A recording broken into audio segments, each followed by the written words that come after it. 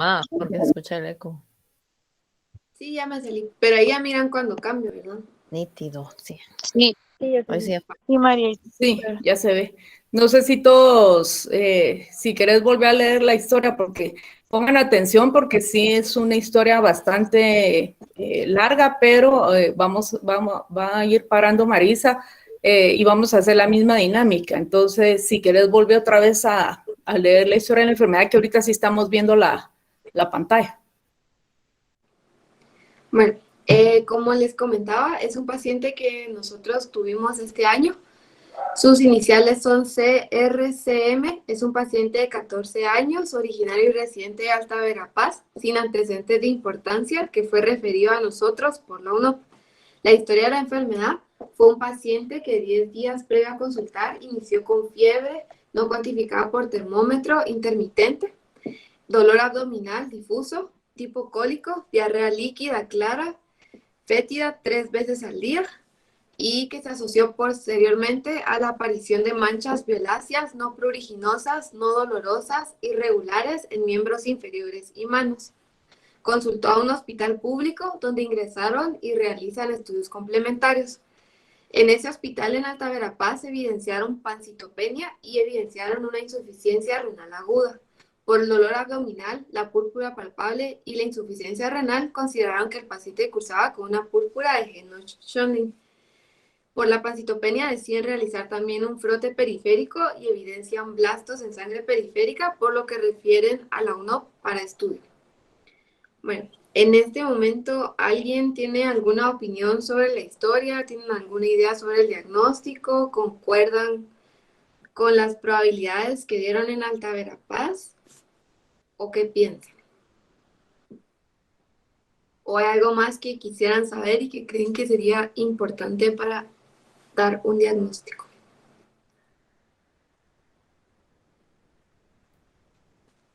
¿Me escuchan? A mí me llama la atención que pareciera que pues los blastos en el frote periférico nos podría indicar más algún proceso linfoproliferativo. Sin embargo, la presencia de la insuficiencia renal aguda, a pesar de haber llevado 10 días de la historia de diarrea, pues la evidencian cuando ingresa al hospital de Alta Verapaz. Pues las lesiones en los miembros, pues considero que podría ir con la púrpura. Sin embargo, no sé, ¿qué opinan?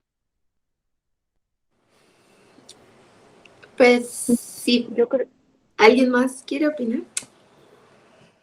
yo creo que pues las lesiones También podríamos considerar un palpables. cuadro de,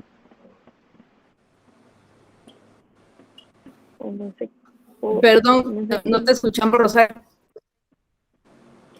bueno, que yo creo que también podríamos considerar un cuadro de PIN, doctora, porque tiene fiebre de más de 4 días de evolución, también tiene síntomas gastrointestinales y las lesiones exantemáticas que tiene.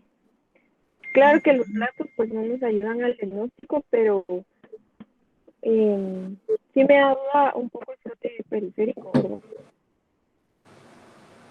Bueno, por ejemplo, y si no estuviéramos en pandemia, ¿qué es lo primero que ustedes piensan con esta historia?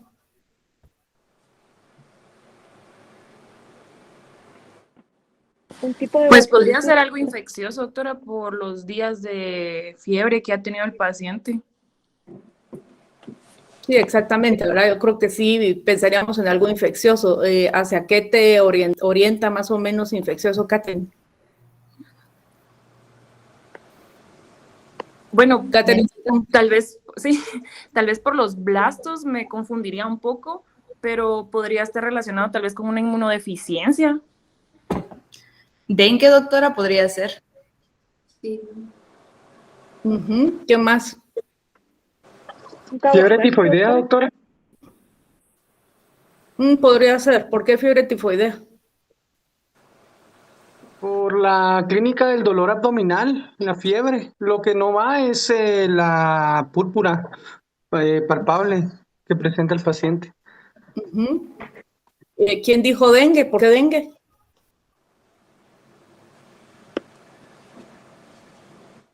Doctora, por los días de fiebre, por la trombocitopenia, podría sospechar dengue.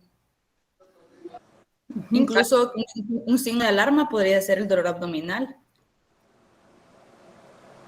¿Alguien más? Claro que no tenemos laboratorios ni tampoco han visto las lesiones en la piel, pero, o sea, aquí lo importante es ver qué es lo que ustedes pensarían, ¿verdad? Recordemos que también estamos orientándose a algo pediátrico. Bien, si bien sabemos que el paciente tiene lupus, pues la clase es lupus, ¿verdad?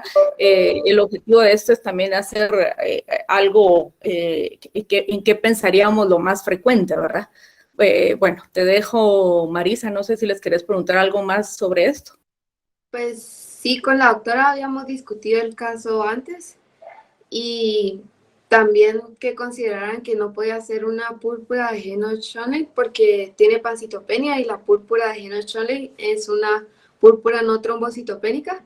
Y también de que algo muy importante antes de que ellos refirieran a UNOPI que debieron haber especificado era el porcentaje de blastos en sangre periférica, porque si no nos dan el porcentaje no es diagnóstico de algo linfoproliferativo. Y que la opción del dengue yo no la había considerado, pero sí me parece que era una buena opción solo con la historia. Bueno, entonces voy a seguir. Entonces, el paciente ingresó a UNOP y a su ingreso describen el siguiente examen físico.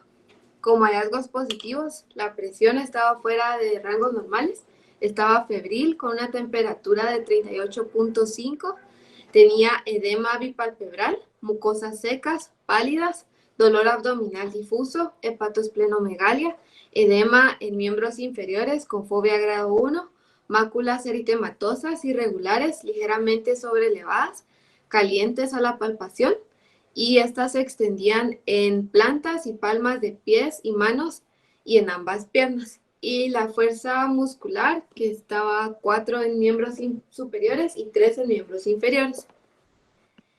Las imágenes que les estoy mostrando ahorita no son imágenes de cuando llegó a UNOP, sino que son imágenes de su ingreso en el hospital de Alta Verapaz.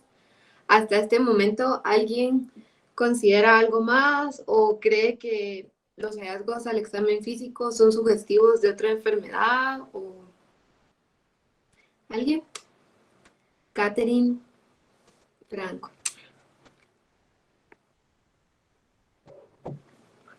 Catherine Franco. Bueno, bueno, pues es que sí tendríamos que considerar también como tal vez los diferenciales de la misma púrpura, que pues entre eso siempre va a estar como una púrpura trombocitopénica, y aquí ya entraría como incluso siempre pues cuando uno lee púrpura de Henoch siempre mencionan lupus, y también podríamos considerar que esto fuera tal vez como una vasculitis, pero no sé cómo se palpaban las máculas. Cuando la refirieron de Alta Verapaz, lo describieron como palpable, pero en la UNOP solo pusieron que eran máculas y que estaban calientes. Ok, ¿qué pensarían ustedes si es una púrpura de Henoch-Schönlein en estas lesiones en piel? ¿Qué esperarían ustedes encontrar clínicamente? Claro, esta es una foto, ¿verdad? Pero ¿qué les gustaría? Las lesiones son elevadas, doctora, y se observan sobre todo en miembros inferiores, de cadera, en glúteos, hasta los pies, ¿verdad? Claro que en este caso sí se observa, pero también miramos en manos, ¿verdad? Las lesiones tienen que ser palpables, como dice Rosario, y en este caso, pues, al llegar al UNOP no eran palpables, ¿verdad? ¿Qué otros diagnósticos diferenciales podríamos ver con esto? Un paciente con fiebre, que llega taquicárdico. ¿En qué más pensaría? Podría ser algo como parasitario, doctora, como... Kawasaki también, doctora. Sí, bueno. Tal vez meningococo, doctora. Exactamente, claro, una meningococcemia, o sea, abordándolo desde el punto de vista pediátrico, sería uno de los diagnósticos diferenciales, más sin embargo, la lesión de meningococo no se mira así, ¿verdad? Yo no sé si ustedes han visto pacientes con meningococo. No, doctora. No, doctora. Doctora. No han tenido pacientes, ¿verdad? Entonces, las lesiones de meningococo también tienden a necrotizarse, ¿verdad? Es un paciente que luce más séptico, ¿verdad? Con fiebre y lógicamente pues va a tener otras manifestaciones, pero las lesiones también no van a ser palpables. Es un paciente que puede llegar incluso con alteración de la conciencia. Ahora recordemos de que meningococo también puede producir alteración, bueno, del sistema nervioso central. Entonces, tendríamos un paciente con otra clínica, pero siempre vale la pena, pues, no tenerlo en cuenta, ¿verdad? La meningococcemia. ¿Alguien más? Doctora, ¿y mononucleosis?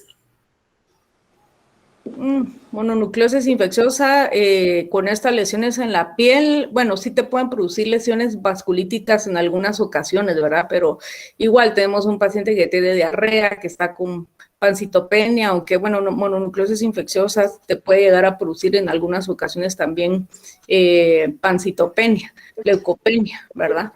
Entonces, pues igual tendría que tener también adenopatías, ¿verdad? La fiebre, entonces aquí lo importante es de que sí, hay que ir pensando también en otras opciones infecciosas, ¿verdad? Entonces, ¿y cómo ven ustedes al niño? Regresar a la otra diapositiva, ¿cómo miran ustedes a este paciente cuando ingresó?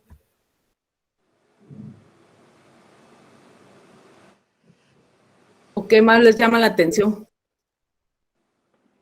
Yo veo que La tiene patología. edema en los dedos de las manos, doctora.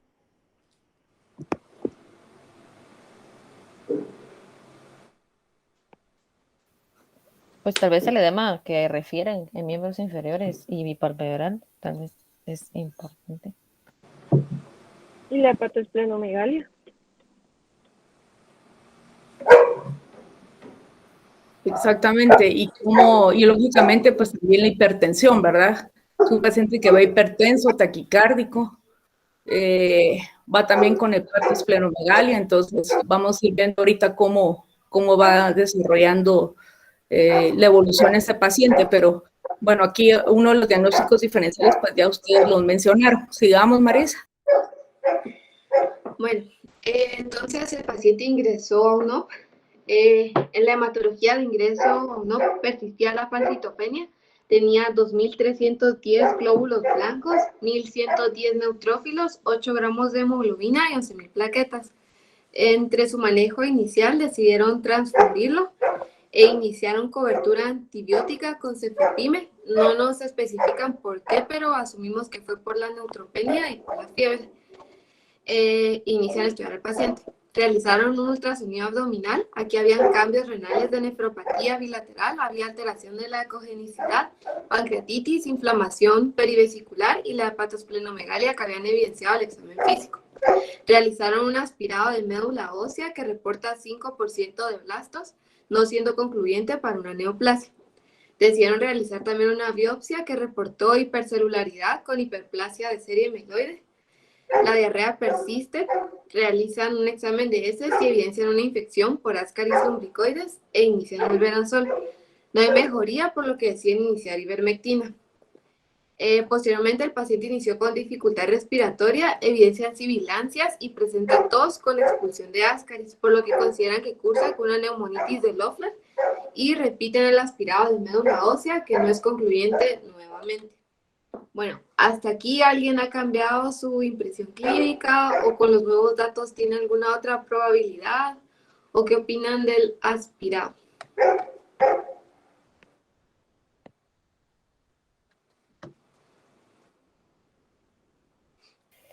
Pues primero yo pienso que ya podríamos ir descartando el diagnóstico de púrpura de Henrich porque, como habíamos dicho, es una púrpura que es sin trombocitopenia y tiene 11.000 plaquetas y lo que sí dirá es que sí tiene la afección renal, pero yo creo que con la persistencia en la trombocitopenia sí podríamos descartar este diagnóstico. Y con los síntomas de la afectación renal, la trombocitopenia, la anemia y el dolor abdominal y la diarrea, ¿consideran algún otro diagnóstico? Creo que la neumonitis de Loeffler sí va con algunas cosas de la clínica por pues la evidencia de Ascaris, aunque no se describe cuál es la cantidad, y tampoco se sabe la cantidad de eosinófilos que hay. Entonces no es concluyente tampoco como para tenerlo como un diagnóstico. Bueno, o al menos no está esa información, ¿verdad? Sí, gracias. Si no había eosinofilia, entonces nosotros consideramos que el diagnóstico de la neumonitis era poco probable. ¿Y por qué consideran que ese aspirado no es concluyente?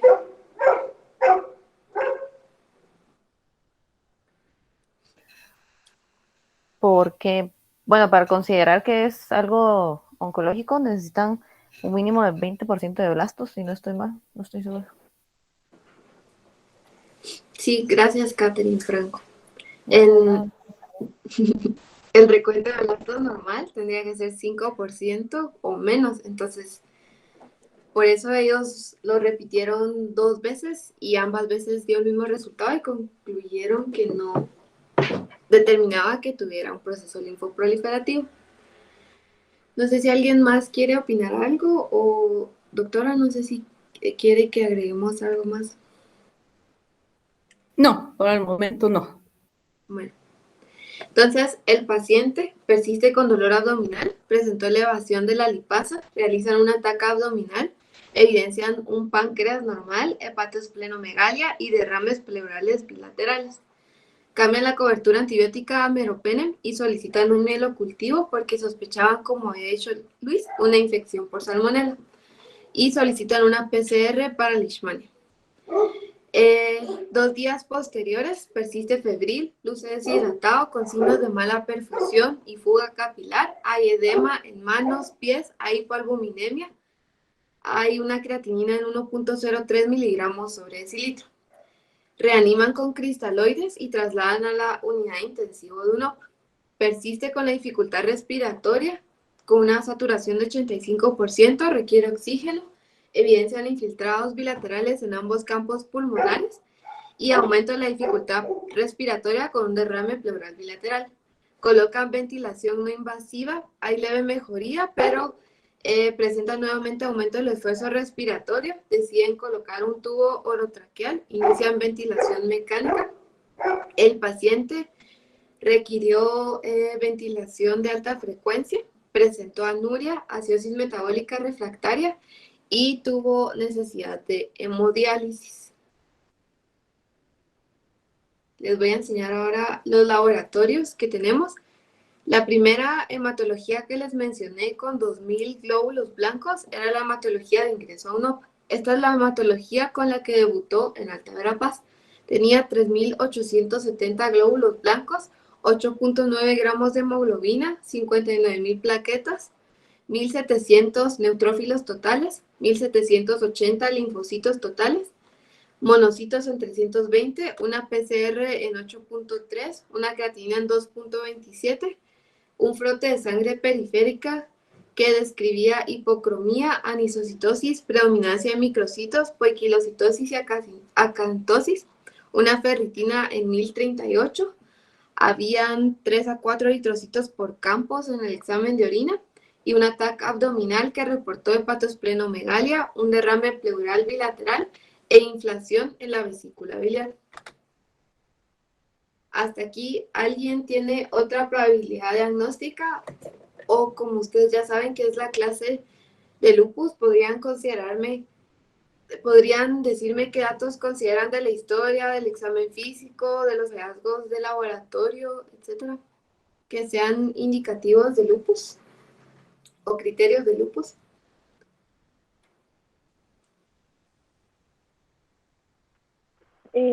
Pues yo creo que sí cumple varios criterios. Perdón. Dale. Bueno, sí, según la clasificación de SLIC, la verdad que sí, pues tenemos criterios de piel. Está pues el rash que presentó el paciente, en lo que es, también presentó serositis, tiene criterios de nefropatía lúpica y también pues la alteración hematológica. Yo creería que el siguiente paso sería pues buscar criterios inmunológicos para ver si los cumple. Gracias, Luis. Sí, como dice Luis, sí cumple varios criterios, las alteraciones hematológicas, la linfopenia, la anemia, que en este momento no sabemos si es hemolítica o no, la trombocitopenia, el derrame pleural, los hallazgos en piel, que consideramos que pudiera ser una vasculitis. Y Renal. entonces, ¿qué estudios bueno, un diagnóstico que no consideraron, de que sí consideraban en la UNOP, fue que tuviera un síndrome urémico hemolítico. ¿Alguien podría decirme si concuerda con este diagnóstico? ¿Por qué no? ¿Por qué sí?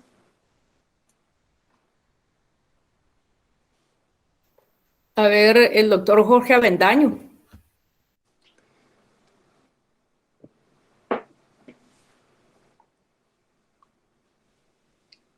Jorge Avendaño.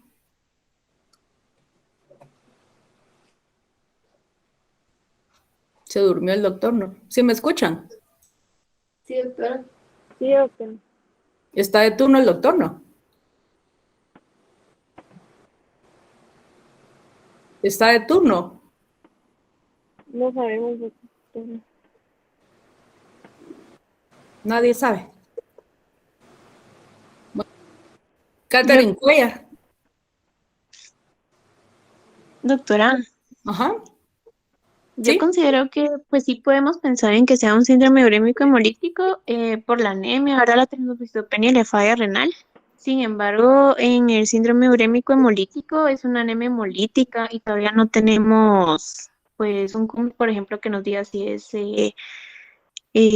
pues hemolítica, ¿verdad? Solo es la anemia que presenta el paciente.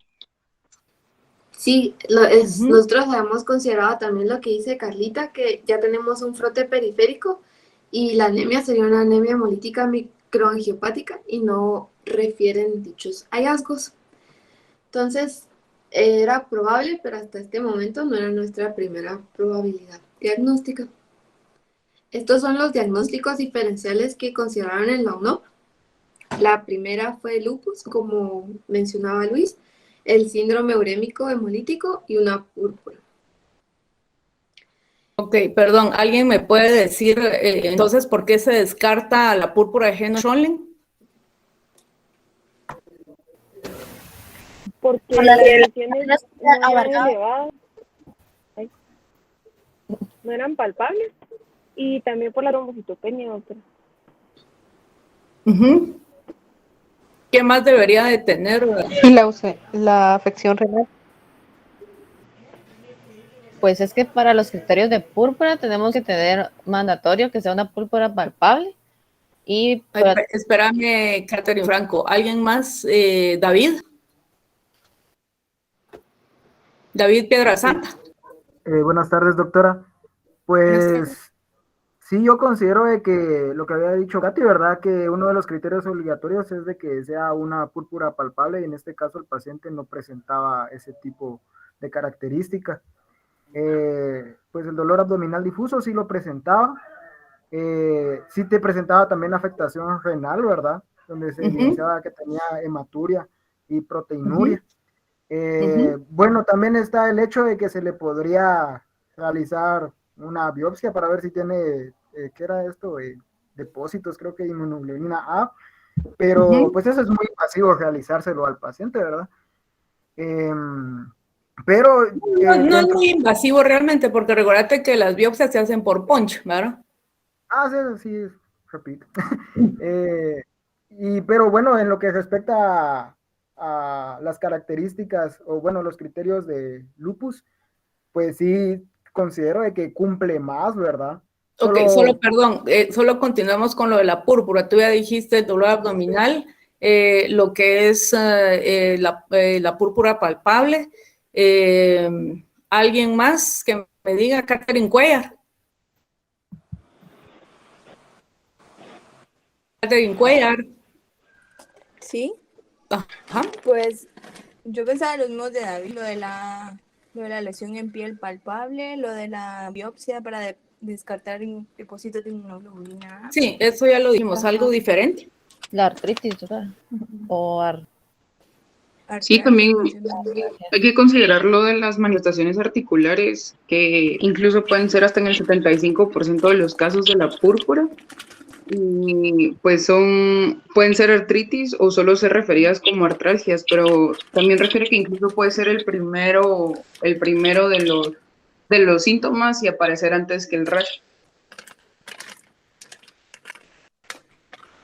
La Ok, edad yo del creo que paciente ahí tampoco es una característica. sí, ¿qué edad tiene que tener para hacer una púrpura general? Pues según estaba ¿En viendo, qué edad es se da más como mayor en frecuente? niños más pequeños. En niños más pequeños, entre 2 y 6 años. De 5 años. ¿Menores de 5 años? Sí, son pacientes más pequeños. Ok. Entonces te dejo, Marisa. Bueno, entonces, ahorita ya hablamos de los criterios del diagnóstico y lo que nos hace falta es qué estudio solicitaría para confirmarlo.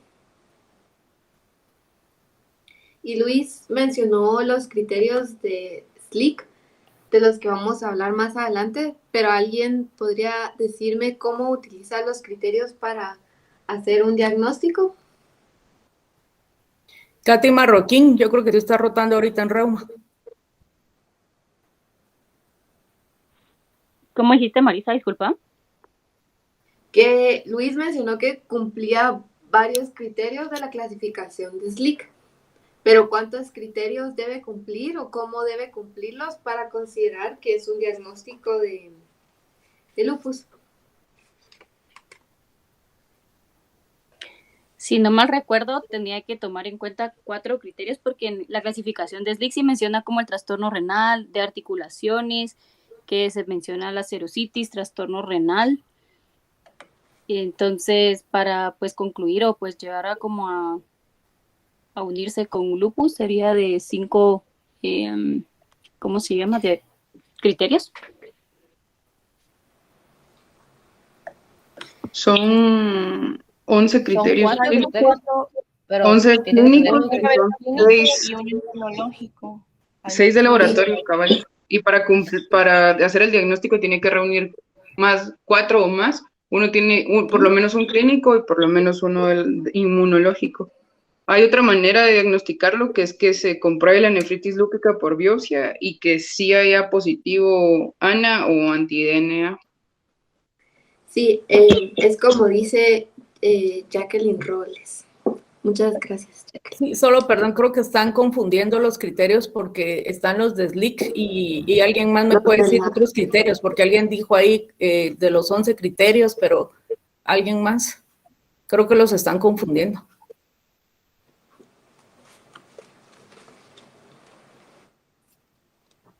Yo me acuerdo que son 4 criterios clínicos y uno inmunológico, por lo menos.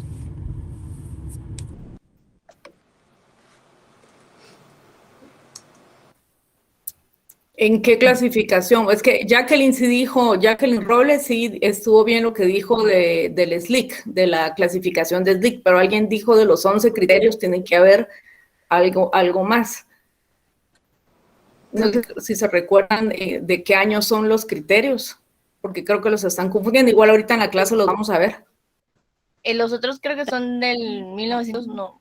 Es que hay uno del 97, Del 97. doctora, y los de SLIC, que los de Los SLIC sí son últimos de 11 2012. clínicos. Bueno, sí, 2012. y los inmunológicos que son 2012. 6. Y los de Son del 2012, 7 los son del 11. SLIC. Ajá. No los escuché porque hablaron varios al mismo tiempo. Que la Hay, clasificación de SLIC es del 2012, doctora, que son los 11 criterios clínicos y los 6 inmunológicos, que supongo que a eso se refería Marisa. Marisa.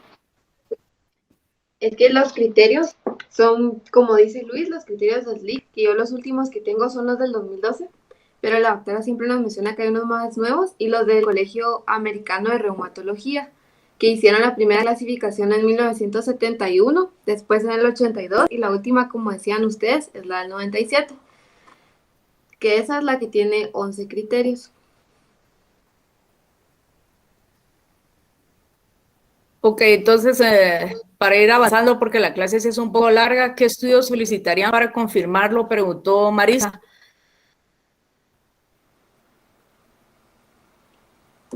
Catherine Cuellar.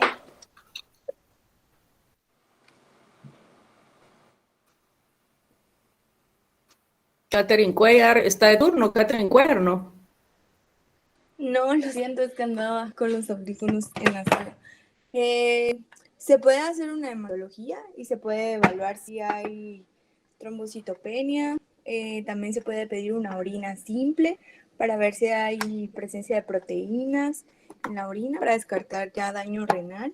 También una química para ver los triglicéridos, creatinina, BUN, también lo que son pruebas hepáticas para descartar que no haya daño a nivel de esa área.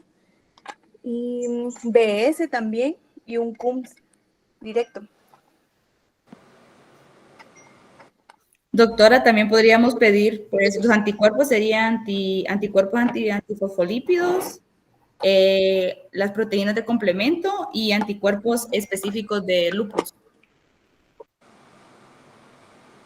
¿Cuáles son los anticuerpos específicos de lupus? Sería anti-DNA y anti-Smith.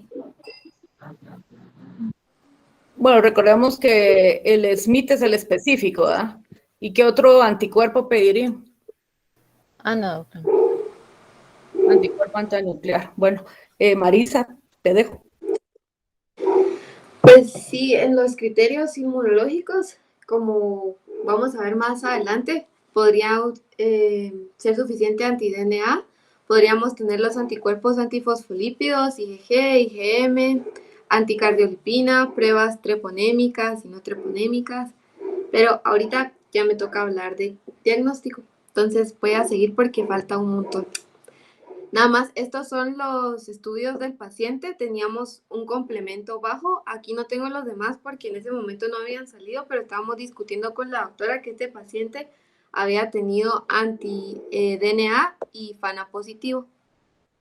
Y el paciente es Carlos Cac, que yo digo que ya lo conoce. Y los estudios complementarios, también importante que debíamos realizar en este momento, como el paciente tenía signos de una nefritis lúpica, sería una biopsia renal, que ya se realizó y que era una clase 4. Bueno, entonces ahora sí, mi clase es sobre el lupus eritematoso sistémico.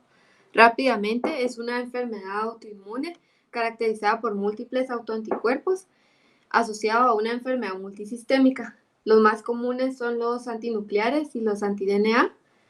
La presentación, curso y desenlace son impredecibles y los pacientes a lo largo de su enfermedad van a experimentar brotes, remisiones y lo importante es que sin tratamiento la mortalidad a los 5 años es del 95%, por lo que nuestro tratamiento va a requerir un balance entre la inmunosupresión para disminuir el daño a los órganos y la morbilidad por dichas terapias. Brevemente sobre la historia, a mí lo único que me llamaba mucho la atención de esto es que la palabra lupus viene del latín que significa lobo y un monje en el siglo XIII le puso este nombre por el que el eritema malar le asemejaba a la carita de los lobos y que fue hasta el siglo XIX que descubrieron los métodos inmunológicos y que esto fue útil para diagnosticar más tempranamente presentaciones poco comunes de la enfermedad. Bueno, entonces voy a empezar hablando de los criterios. Como hablábamos antes, hay dos tipos de criterios, los del Colegio Americano de Reumatología y los de la SLIC. La diferencia de estos criterios es la sensibilidad y la especificidad que van a tener. Los criterios del colegio son más específicos, pero menos sensibles, mientras que los criterios de la SLIC tienen una sensibilidad del 98.7% y una especificidad del 85.3%. Y algo importante a tomar en cuenta de estos criterios es de que son acumulativos y no necesariamente tienen que presentarse todos en el mismo momento, sino que, por ejemplo, puede haber historia de un rash fotosensible que nosotros no evidenciamos al examen físico, pero igual contaría como un criterio para realizar el diagnóstico. Entonces, esto es la última revisión de los criterios del Colegio Americano de Reumatología. Tenemos un eritema malar que es fijo, plano, no sobrelevado, el rash discoide, que son parches eritematosos sobrelevados, la fotosensibilidad y las úlceras orales. ¿Alguien quisiera decirme cuál es la característica de estas úlceras?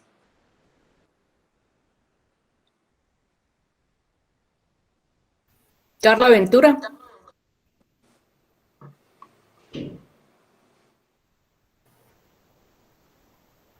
Carlita. Ay, no recuerdo, doctora. Que no son dolorosas. Y suelen estar en el paladar. En el paladar duro. Alguien mencionó eso, que sí, la presentación más común es el paladar duro y que no son dolorosas. Entonces, sí, ¿se acuerdan cuando pasábamos reuma? La doctora nos recomendaba cómo evaluarlas con un bajalenguas para evidenciar eso, si son o no dolorosas. Perdón, solo antes de seguir, ¿cuál es la característica del eritema malar? Damaris Peralta.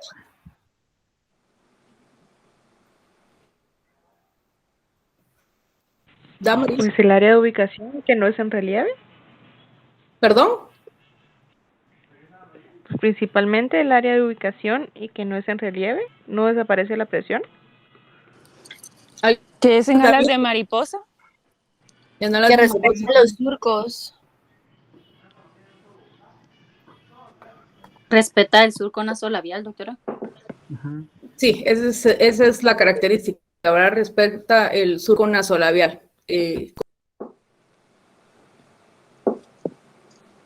Sí. Bueno.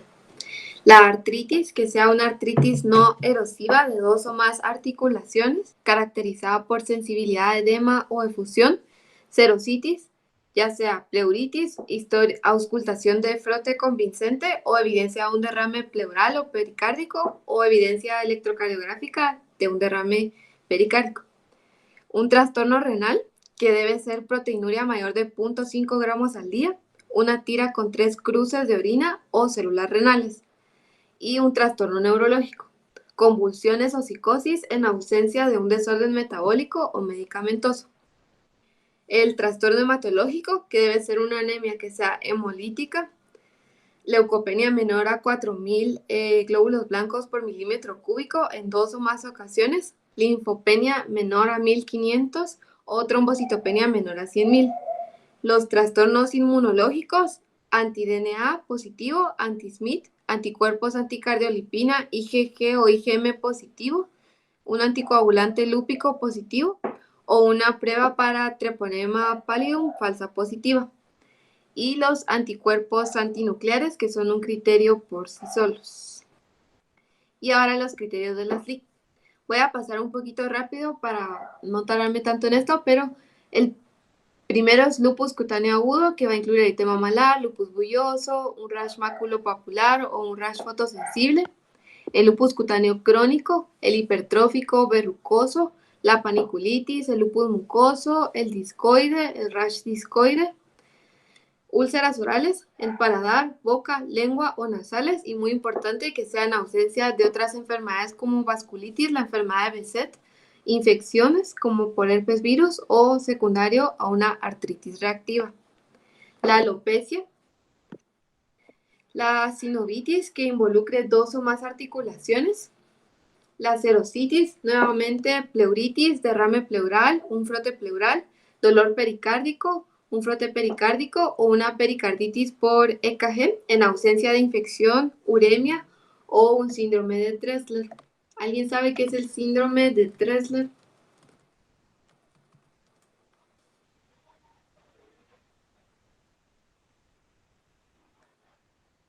Bueno, el síndrome de Dressler es una inflamación o una pericarditis que es de origen inmunológico y que suele ocurrir en pacientes luego de un infarto.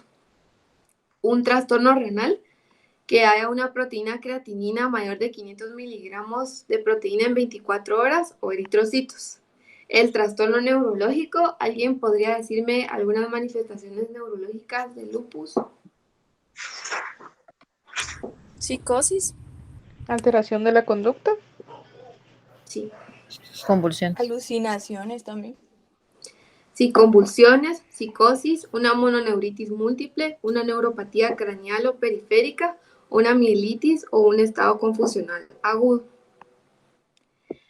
La anemia hemolítica nuevamente, la leucopenia, que igual es menor a 4.000 por milímetro cúbico, la linfopenia, que aquí hay un cambio porque la clasificación anterior era 1.500 y aquí es 1.000 por milímetro cúbico, y la trombocitopenia, que sea menos de 100.000 plaquetas por milímetro cúbico en ausencia de otras causas. Y los criterios inmunológicos nuevamente, un ANO positivo, anti-DNA, anticuerpos antifosfolípidos. Aquí sí menciona la hipocomplementemia con C3 y C4 bajos y un CUMS directo positivo. Bueno, la incidencia y la prevalencia. La incidencia mencionan que va de 0.36 a 0.73 casos por 100.000 individuos y hay una prevalencia de 1.89 a 25.7 casos por 100.000 individuos. La edad de presentación. El lupus pediátrico representa nada más el 10 al 20% de los casos. La edad promedio de aparición son los 12 años y es poco común en menores de 5 años, pero esto es más común en pacientes no caucásicos. El género, como todos sabemos, es más común en mujeres, pero aquí sí cambia respecto a los adultos.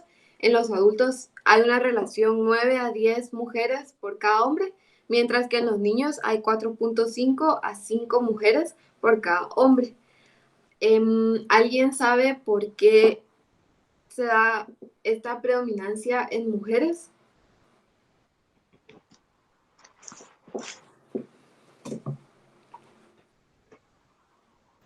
Yo solo recuerdo que era un factor hormonal relacionado a los estrógenos, pero no el Sí, mecanismo exacto. vamos a hablar de eso más adelante, pero como dice Damaris, los estrógenos tienen un papel inmunogénico y por eso en niños la diferencia no es tan marcada porque hay una menor diferencia hormonal entre niños y niñas versus adolescentes y adultos. Y la etnicidad es más común en no caucásicos, hay un aumento de la incidencia de latinos, asiáticos y afroamericanos. La etiología es muy compleja, pero sabemos que hay una desregulación inmune y una alteración tanto de la inmunidad innata como adaptativa. Y algo que nos apoya a la teoría de que tiene una alta carga genética es que existen causas monogénicas de lupus, como por ejemplo la deficiencia de complemento, la sobreproducción de interferón alfa y los defectos de la apoptosis. Las principales anormalidades inmunológicas que vamos a tener van a ser en la apoptosis y en la inmunidad innata, en la función de los neutrófilos y en la inmunidad adaptativa. Bueno, sobre la apoptosis y la inmunidad innata, como ya no tenemos tanto tiempo, lo va a pasar un poquito rápido, pero aquí lo que menciona sobre todo es que hay una regulación anormal de estos componentes de la inmunidad y esto lo que ocasiona es que exista un aclaramiento anormal de los restos intracelulares. Entonces, estos son presentados por células presentadoras de antígeno y desencadenan una respuesta inmunológica. Y el complemento, que también es un factor muy importante en su etiología. Hay una respuesta paradójica porque vamos a tener, por un lado, que hay deficiencias hereditarias de complemento de C1, de C2 y de C4, que esto va a ocasionar nuevamente un aclaramiento alterado de las células apoptóticas. Hay algunas deficiencias específicas, como la deficiencia de anti-C1Q, que esta va a estar involucrada en la nefritis lúpica. Y por otro lado, al existir estos restos intracelulares que no son aclarados, hay activación del complemento y esto perpetúa el daño glomerular. La función de los neutrófilos va a estar alterada también. Los neutrófilos se van a volver apoptóticos en presencia de autoanticuerpos, que estos van a ser los antiproteína ribonuclear. Y, bueno, esto lo voy a saltar. En la inmunidad adaptativa, lo que más destaca es que existen anormalidades de células B, células T y células presentadoras de antígenos. hay una producción de autoanticuerpos y hay hipergamaglobulinemia. Esta es una enfermedad mediada por anticuerpos, es decir, va a haber un daño celular directo y también va a ser una enfermedad mediada por complejos inmunes. Como mencionaba nuevamente, hay un aclaramiento inefectivo o sobresaturado. Los anticuerpos anti-DNA van a surgir de mutaciones somáticas por estímulos ambientales o por autoantígenos como los nucleosomas o la cromatina. Y estos inmunocomplejos van a activar a las células dendríticas presentadoras de antígenos y van a activar el interferón alfa. Bueno, genética, como les dije, tiene una alta carga genética. El 10% de los familiares de primer grado de alguien con lupus va a tener también la enfermedad. Hay un riesgo 20 veces mayor de padecer la enfermedad en hermanos. Se hicieron estudios en gemelos y evidenciaron que el 24% de los monocigotos comparten la enfermedad versus únicamente el 2% de los gemelos dicigotos. Y 1 de cada 10 miembros de la familia va a tener otra enfermedad de tejido conectivo. Como les mencionaba, hay mutaciones y causas monogénicas de lupus, como la deficiencia homocigota de C1q, DC2 y DC4. Las hormonas. El lupus va a ocurrir sobre todo en mujeres entre la menarquia y la menopausia. La presencia de estrógenos altos y niveles bajos de andrógenos es un riesgo. Y los estrógenos tienen efectos inmunes, modulan la inmunidad innata y las respuestas adaptativas. Y esto lo podemos evidenciar en individuos masculinos con síndrome de Klinefelter, que tienen un riesgo de padecer esta enfermedad, pero se caracteriza por una enfermedad más leve con riesgo de nefritis y de falla renal. Los factores ambientales. Creo que de los más importantes es la radiación ultravioleta, que este va a ser un trigger que va a desencadenar la enfermedad, ya que los queratinocitos liberan citoquinas, reclutan células de memoria e inducen la apoptosis y necrosis de queratinocitos. Las infecciones virales, se ha mencionado el Epstein-Barr virus y el citomegalovirus, tanto por mimetismo molecular de las proteínas EBBN1 y N2 del Epstein-Barr virus, como por la activación de células T por superantígenos. Y las drogas. Existe otra enfermedad que es el lupus asociado a drogas, que no sería igual a un lupus eritematoso sistémico, pero igual hay drogas que exacerban la enfermedad. Entre las más comunes y que son drogas que nosotros usamos muy comúnmente está la hidralazina, la procainamida, la isoniazida, la metildopa, la quinidina, la aminociclina, la clorpromazina y otros medicamentos que lo causan en menor cantidad, pero que nosotros también utilizamos mucho, serían los anticonvulsivantes como la fenitoína. Y en este caso vamos a tener la aparición de anticuerpos antihistona. Y que lo característico del lupus inducido por drogas es que este debería revertir semanas a meses luego de discontinuar el tratamiento, pero si no revierte, sí podríamos sospechar que se trata de un lupus eritematoso sistémico. Perdón, esto es lo que conocemos como el lupus-like, también si lo han escuchado. Gracias, doctor. Y otros que no están tan estudiados, pero que se sospecha que sea la exposición al humo de cigarrillo, los pesticidas, los solventes, los metales pesados y los tintes para el cabello. Perdón, solo voy a hacer un par de preguntas. Vamos a ver, Carlos Santizo, ¿me puedes decir cuál es la fisiopatología entonces de la luz ultravioleta en pacientes con lupus?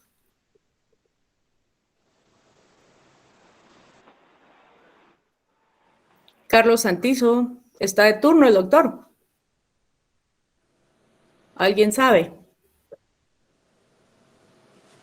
No sé. Creo Está que él sí está posturnado, de turno. O no sé. Entonces ya se durmió el doctor.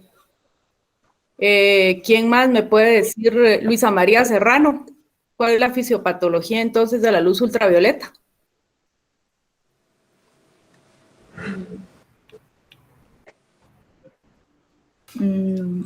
No sé, doctora. Es que afecta a los melanocitos. Perdón, lo acaba de decir la doctora ahorita en la clase. La liberación. ¿Son las mutaciones en las histonas? Perdón. Ajá, Luisa María. ¿Mutaciones en las histonas? No. Dice que la la luz liberación. ultravioleta induce a los queratoconocitos a producir más citocinas y a reclutar células de memoria, células T de memoria. Esto puede aumentar la apoptosis y la necrosis de las células. ¿Alguien más? Doctora, es que yo había entendido de que los rayos UV dañan a los queratinocitos, generando una apoptosis, y esto lo que va a generar es la liberación de los antígenos nucleares. Entonces los anticuerpos antinucleares se van a unir a ellos formando los complejos, ¿verdad? Sí, exactamente, ¿verdad? Es todo lo que va a producir, va a ser la ruptura de las cadenas, como dice David, de DNA, ROLA, Smith, y eso se va a presentar sobre la membrana del queratinocito, produciendo una reacción antígeno-anticuerpo. Bueno, a ver, mencionaron anteriormente del citomegalovirus y algunos virus, eso es la causa del lupus. Catherine Marroquín. ¿Qué manda, doctora? ¿No me escuchan? No le escuché lo del citomegalovirus, pero se me cortó acá mi señal. Perdón. Sí, las causas virales, o sea, si es una causa, eso produce lupus. Lo que mencionó anteriormente Marisa. El Epstein-Barr, el citomegalovirus, es una causa de lupus. El Epstein-Barr sí se ve relacionado con, pues es una enfermedad infecciosa que sí podría predisponer a lo que es el lupus. Más se ve relacionado, había leído, con el Epstein-Barr, doctora.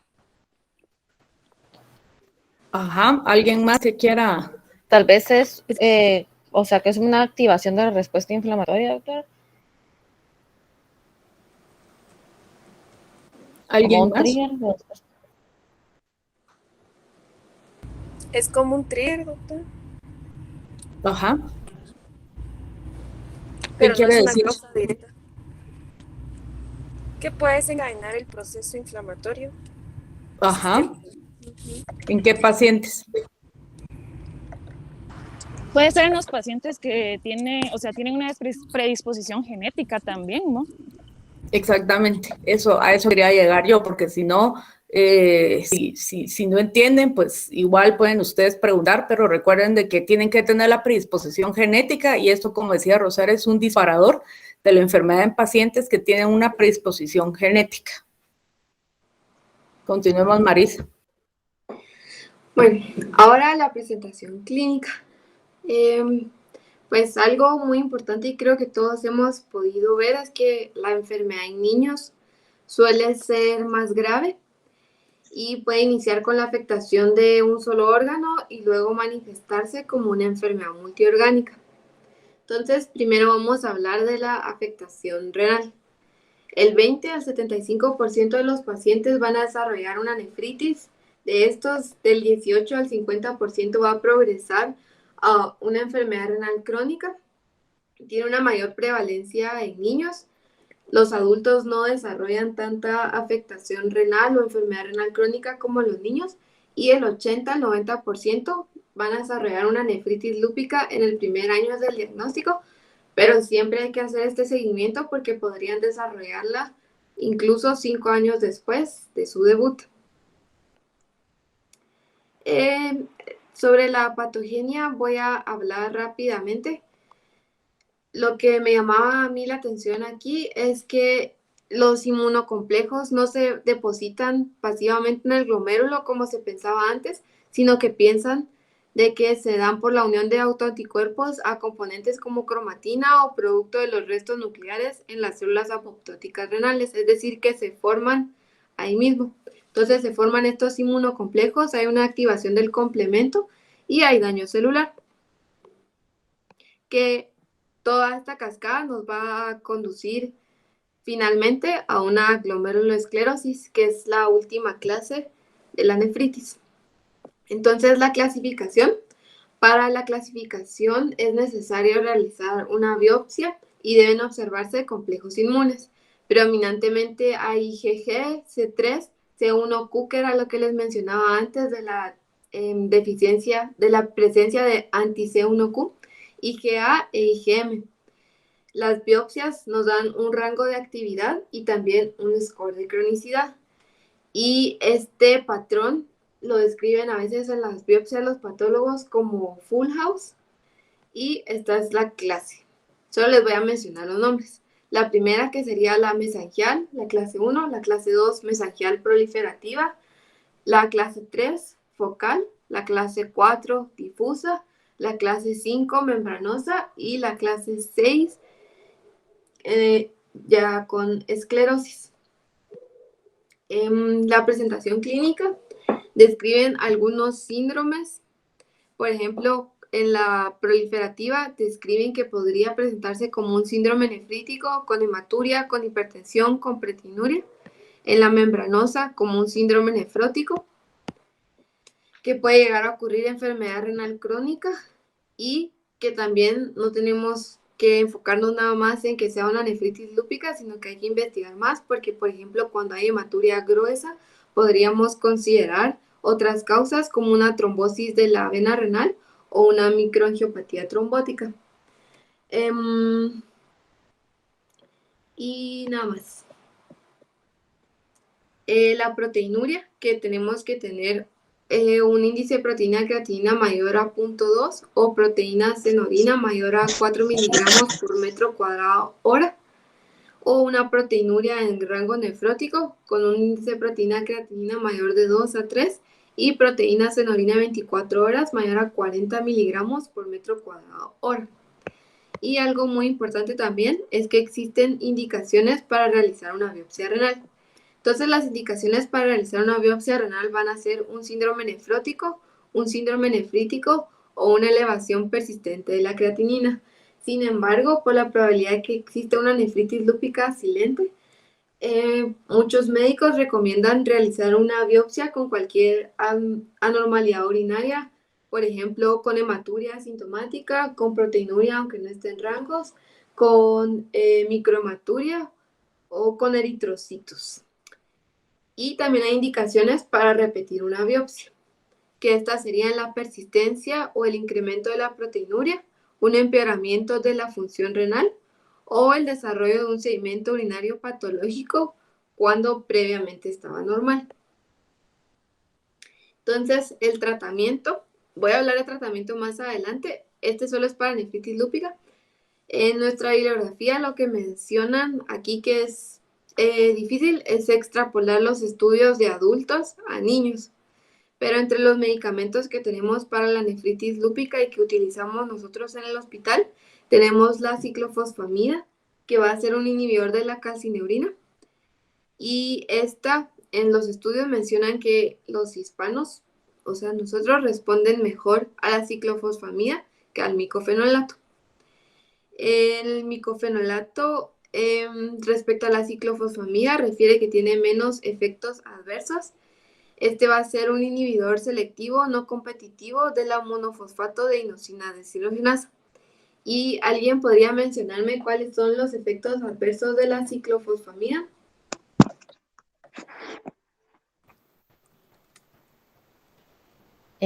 Aplasia medular, cistitis hemorrágica. O en las mujeres. Bueno.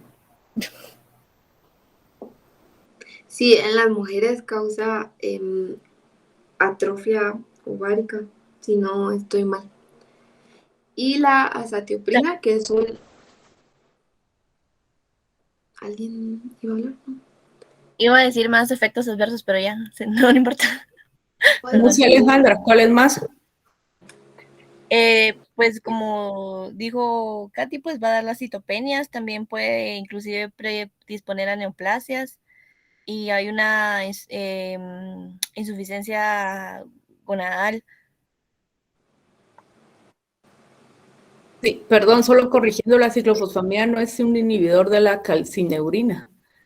Si nos recordamos de que es es el tacrolimus y Ahí lo puse mal. Sí, es la ciclosporina. Sí, ese era el cuadrito del tacrolimus, me equivoqué. Bueno.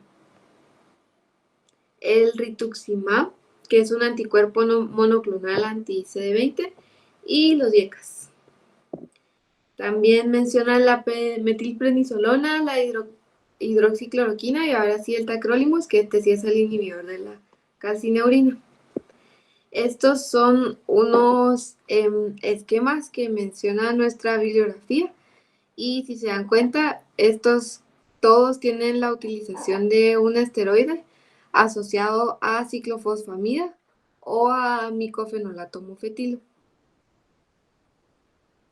que es como nosotros lo manejamos también con la doctora.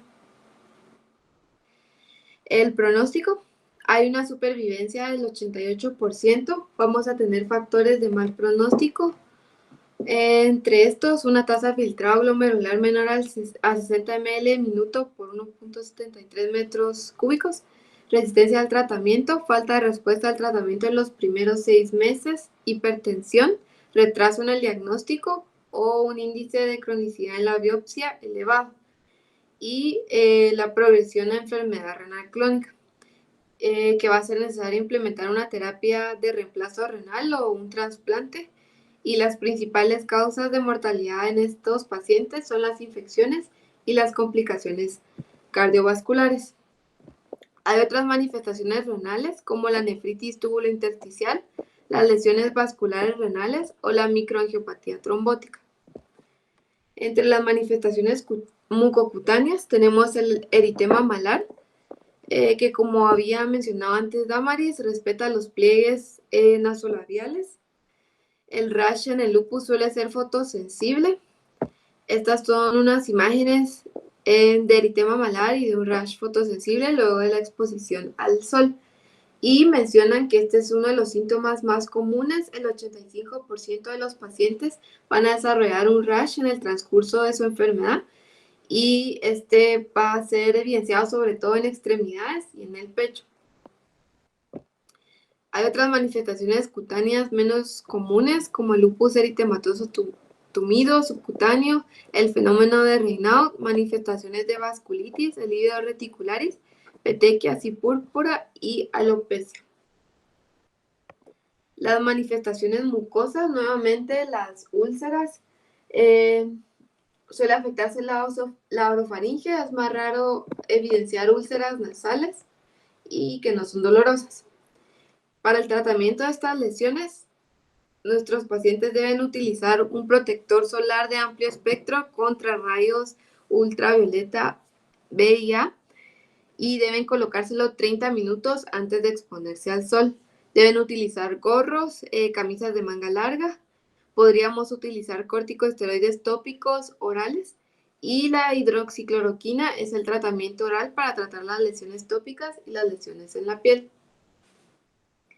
Tenemos también manifestaciones musculoesqueléticas, artralgia, artritis, mealgias, puede ocurrir también tensosinovitis, miositis y hay que tener en cuenta de que los medicamentos que utilizamos, como la hidroxicloroquina, pueden inducir una miopatía y elevar la CPK.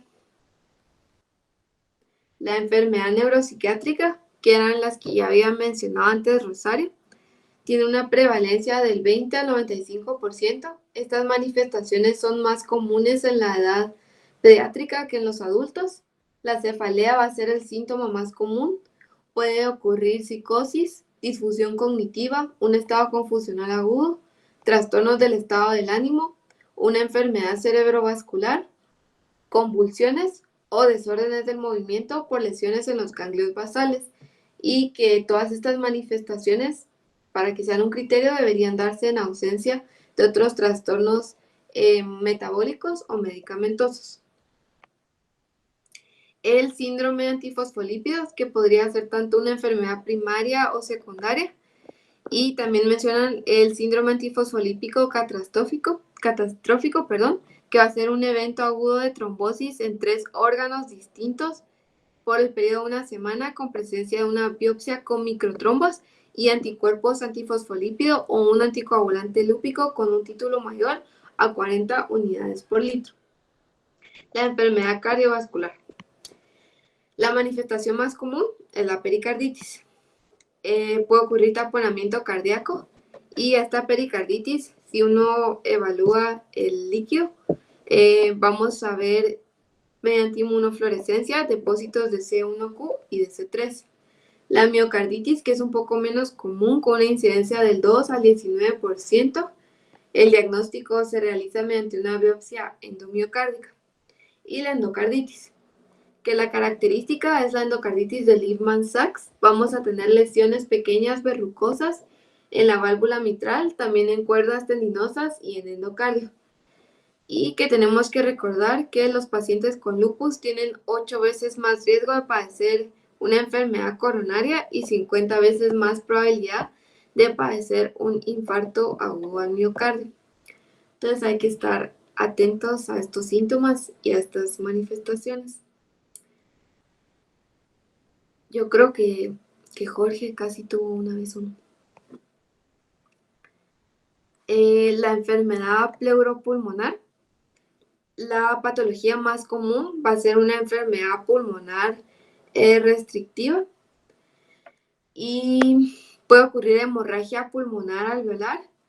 Hay un riesgo mayor de infecciones por inmunosupresión, hay enfermedades del parénquima, edema pulmonar, hay debilidad de los músculos respiratorios.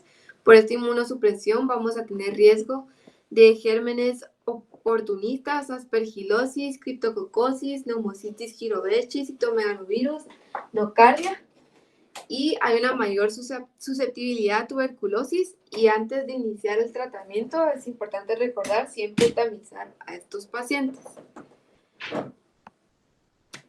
Las manifestaciones hematológicas, que eran las que ya habíamos mencionado, la anemia, que va a ser tanto una anemia hemolítica como podríamos hablar de una anemia de las enfermedades crónicas, una anemia normocítica, normocrómica, una anemia secundaria a la utilización de medicamentos, la leucopenia, la linfopenia y la trombocitopenia.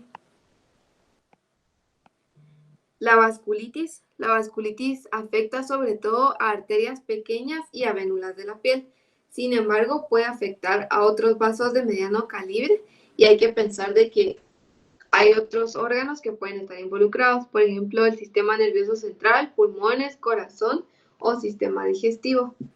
Y la vasculitis más común es la vasculitis leucocitoclástica. Esta se presenta con lesiones eritematosas o violáceas que no palidecen en palmas, plantas y huellas dactilares.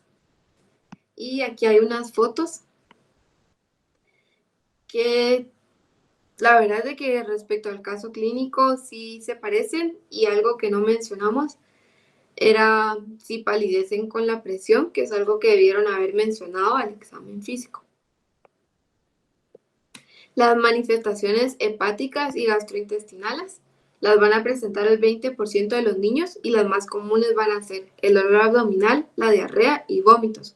Hay síntomas abdominales que están relacionados al lupus, por ejemplo, la pancreatitis, que nuestra pancreatitis puede ser causada por una obstrucción, por hipertrigliceridemia, hipercalcemia medicamentosa o por citomegalovirus. Si se acuerdan, este año igual tuvimos a Keisha, que ella tuvo una pancreatitis por citomegalovirus, si no estoy mal. Y también la vasculitis mesentérica, por ejemplo, una vasculitis nuevamente, como les mencionaba en la diapositiva anterior, leucocitoclástica de los vasos mesentéricos. Y esta enfermedad se va a conocer como una enteritis lúpica, que va a presentar dolor abdominal, alteraciones de la motilidad y signos de peritonitis. Alteraciones endocrinológicas. La más común va a ser el hipotiroidismo por la presencia de anticuerpos antitiroideos, la diabetes mellitus, que suele presentarse por efecto secundario de los corticosteroides, un fallo adrenal por los corticosteroides, un retraso del crecimiento o de la pubertad, o una disfunción ovárica o testicular asociada a los medicamentos. La enfermedad... Perdón, solo corrigiendo, ¿verdad? El hipotiroidismo no es por los anticuerpos antitiroideos, ¿verdad? Siempre tomando en cuenta, pueden presentar hipotiroidismo o síndrome tiroideo enfermo, siempre recordemos sacar la TSH, FT3, FT4. Y aparte ya serían los anticuerpos antitiroideos pensando en una tiroiditis asociada, ¿verdad? Muchos de esos pacientes hacen tiroiditis de Hashimoto. Entonces, es que mencionaste que el hipotiroidismo por la presencia de anticuerpos antitiroideos, entonces solo corrigiendo. Gracias, maestra.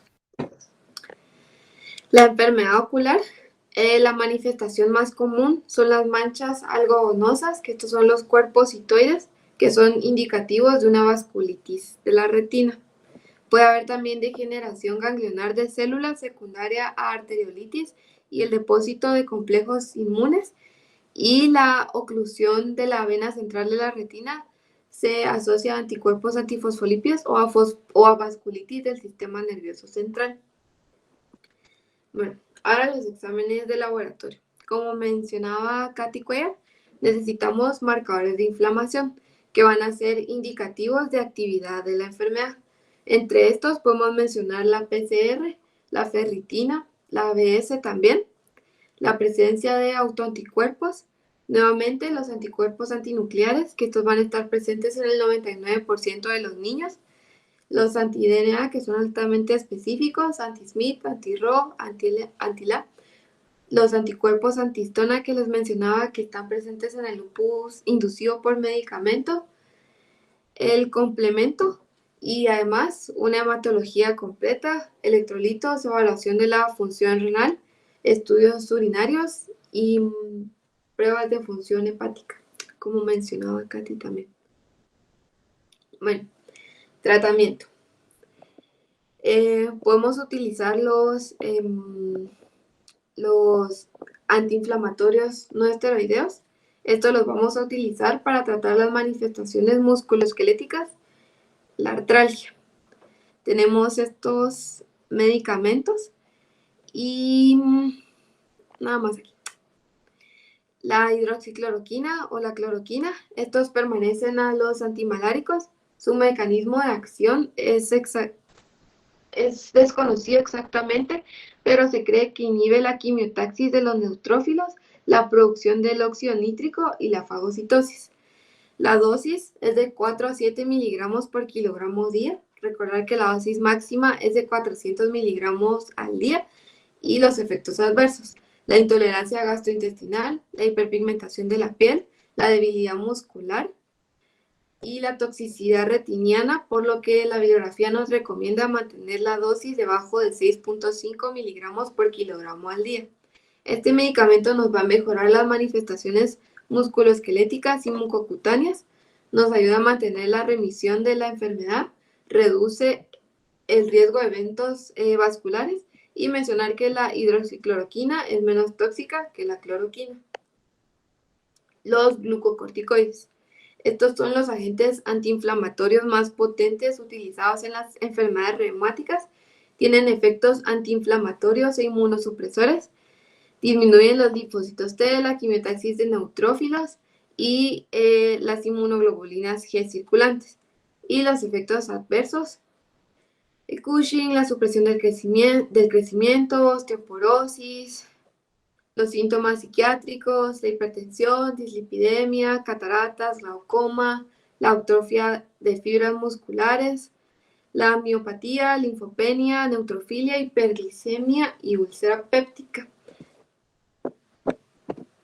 Y el efecto antiinflamatorio es mayor a dosis más altas y frecuentes, pero su posología se modifica por los efectos adversos. Esta tablita está en nuestra bibliografía, que menciona cuáles son las ventajas de dar los medicamentos, como mencioné anteriormente, más frecuente, que lo mejor sería dar varias dosis al día, pero lo malo de esto es que tiene más efectos adversos. Y también la hora del día a la que la debemos dar, que si no mal recuerdo ahorita, es mejor darlas en la mañana, porque ¿alguien sabe por qué?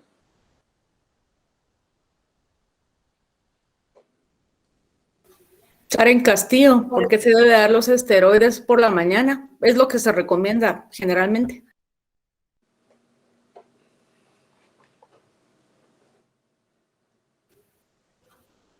Karen, no sé si está de turno. Luis. Karen, está-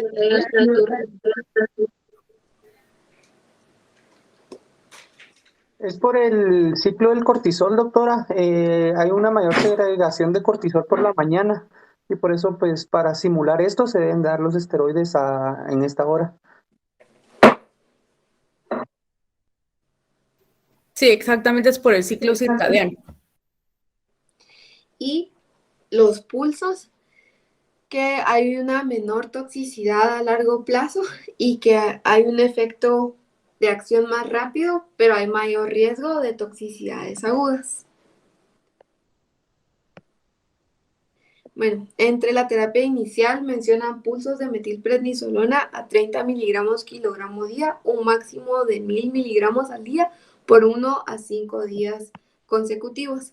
Y la prednisona oral para continuar el tratamiento de 0.2 a 2 miligramos por kilogramo al día. Cuando ya nuestro paciente está estable, podemos disminuir la dosis un 5 a 10% cada 1 a 2 semanas.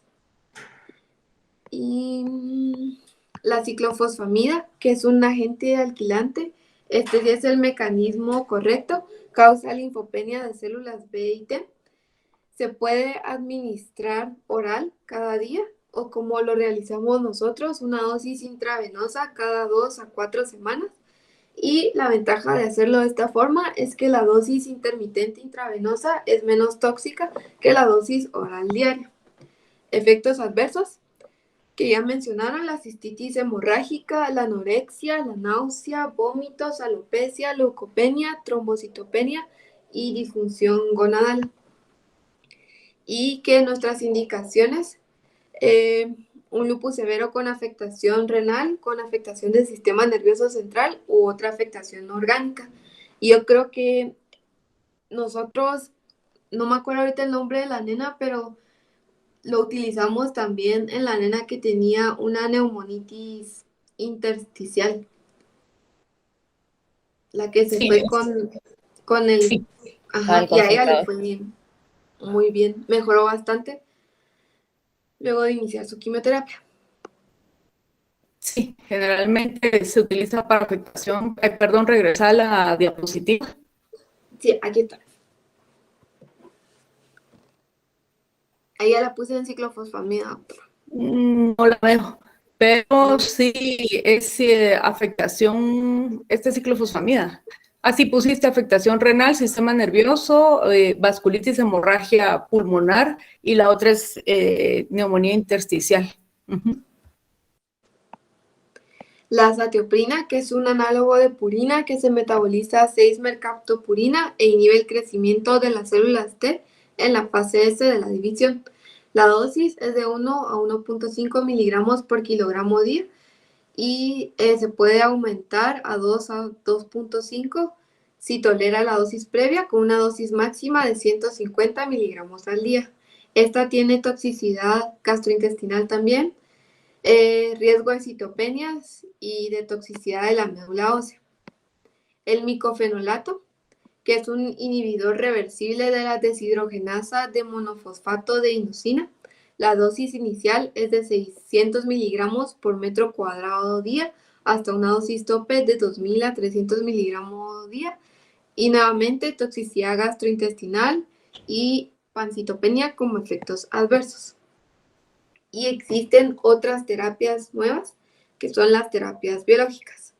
Entre estos podemos mencionar la inmunoglobulina intravenosa, la plasmaféresis para una enfermedad aguda que amenaza la vida o los anticuerpos monoclonales. El rituximab, que ya habíamos mencionado que era un anticuerpo monoclonal anti-CD20, el belimumab y el cifalimumab. Y aquí termina mi presentación, doctora. Ok, perdón, las terapias biológicas serían los anticuerpos monoclonales.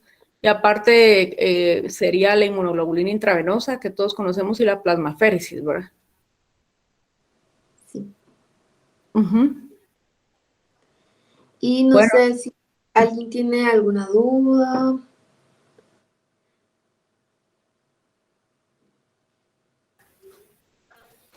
¿algún comentario que tengan, duda o todo quedó claro?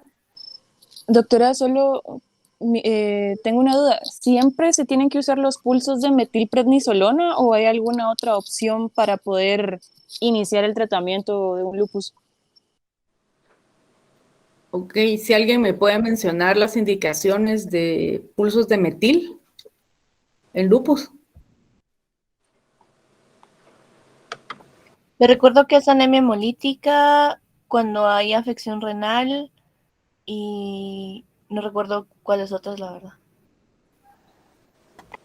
Sí, no siempre utilizamos pulsos de metil, Catherine, sino, ¿verdad? Cuando hay, como dijo Alejandra, anemia hemolítica, afectación renal, afectación del sistema nervioso central, que haya hemorragia pulmonar, que haya una vasculitis muy agresiva en piel, o, por ejemplo, bueno, si hubiera alguna vasculitis, por ejemplo, a nivel ocular, o por ejemplo, como esta niña Evelyn Solís que tiene la neumonitis intersticial, sería indicación de pulsos de metilprednisolona. Si no tiene estas indicaciones, iniciamos como bueno, tú ya pasaste por reuma, como vimos en consulta externa que se iniciaban pacientes a 60 miligramos día, ¿verdad? Marisa mencionó ahí, pues, que se va bajando 10, 20% en la segunda semana, pero ya lo hemos platicado como en la clase de Catherine. Franco, que no es receta de cocina, ¿verdad? En la literatura mencionan algunos esquemas, pero en la realidad ustedes se van dando cuenta que el paciente lúpico es un paciente complicado, ¿verdad? Entonces, de manejar. Entonces, realmente los pulsos de metil se dejan para estos pacientes con indicaciones y de ahí, pues, básicamente iniciamos con esteroides tomados. Ahora, si hay algún otro medicamento que se pueda reemplazar por los esteroides, generalmente no, ¿verdad? Los esteroides son la piedra angular de lupus, del tratamiento de lupus, y entonces, así como son de efectivos, que ustedes han visto que los pacientes responden bien, como mencionó Marisa, y ustedes saben, tienen muchos efectos adversos, son más de 30 efectos adversos los que se tienen con el uso de esteroides, entonces, pues eso también se les explica a los papás en el inicio del tratamiento. Gracias, doctora. Sí, a mí lo que me llamaba la atención es de que, pues, como dice la doctora, tiene muchos efectos adversos, pero sin tratamiento, que la mortalidad era del 95%. Entonces, que hay que encontrar un balance entre estos efectos adversos del tratamiento y la enfermedad. Sí, yo el comentario que quiero hacer, claro, es un tema demasiado largo, probablemente aburrido para algunos, pero realmente quienes ya pasaron en reumatología se han dado cuenta que el paciente lúpico creo que es un paciente bastante complicado y complejo, ¿verdad? Porque no solo tiene muchas veces un órgano afectado, sino como lo menciona la palabra, es multisistémico. Yo siempre les he dicho de que tienen que ser ustedes muy clínicos en el momento de hacer el diagnóstico. Tiene esto que ser como un rompecabezas, ustedes van armando lógicamente dentro de lo que es la epidemiología, si es femenino, la edad, dentro de la historia, qué manifestaciones ha presentado, ver el examen físico y unir todo eso junto con los laboratorios, la hematología, la química, para hacer un mejor abordaje y solicitar los anticuerpos. Entonces esto sí tienen que usar ustedes, lógicamente, primero estudiar, ¿verdad? Para poder diagnosticar adecuadamente, tener un adecuado abordaje. Generalmente se dice que el lupus eritematoso sistémico es la gran simuladora en las enfermedades reumáticas porque si ustedes se dan cuenta puede ser cualquier cosa, ¿verdad? Lo podemos ver gráficamente en el caso que presentó Marisa, ¿verdad? Que si lo vamos abordando, claro, ustedes saben que estamos en el módulo de reumatología, entonces todo se enfoca hacia reuma, pero recordemos que aquí primero, pues, ustedes van a ser futuros pediatras y después, pues, cada quien va a ir escogiendo su subespecialidad, ¿verdad? Que les guste, pero en este caso el abordaje, ¿verdad? El inicio debe de ser pediátrico, puede ser cualquier cosa, ¿verdad? No debemos de pensar como primera posibilidad siempre en algo reumático. Lógicamente, uno al ver ya las lesiones en piel se enfoca más rápidamente hacia eso, y eso ha hecho que actualmente los diagnósticos de lupus se hagan más rápido, ¿verdad? Yo generalmente no me espero en algunas ocasiones en autorizar anticuerpos cuando realmente la clínica es bastante evidente, ¿verdad? Pero el abordaje pediátrico pues, nos ha enseñado de que primero debemos de pensar en lo infeccioso, después en lo linfoproliferativo y pues de último dejarlo reumatológico, ¿verdad? Pero yo creo de que si ustedes estudian, ¿verdad? Mi objetivo no es que ustedes salgan como reumatólogos, pero los que pasan en reumatología yo creo que si tienen la oportunidad de ver múltiples manifestaciones, entonces yo creo de que sí se les hace un poco más fácil el poder sospechar la enfermedad y de esta manera pues iniciarle al paciente lo más pronto posible el tratamiento, ¿verdad? No sé si alguien tiene algún comentario o pregunta. No.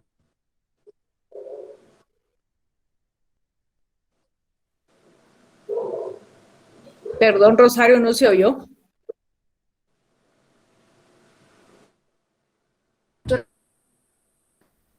¿Nadie tiene ninguna pregunta? Muchas gracias.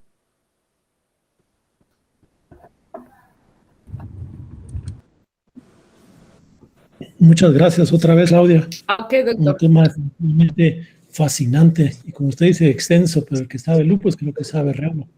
Muchas gracias, Claudia. Va, doctor. Buenas noches y Buenas estudien, porfa.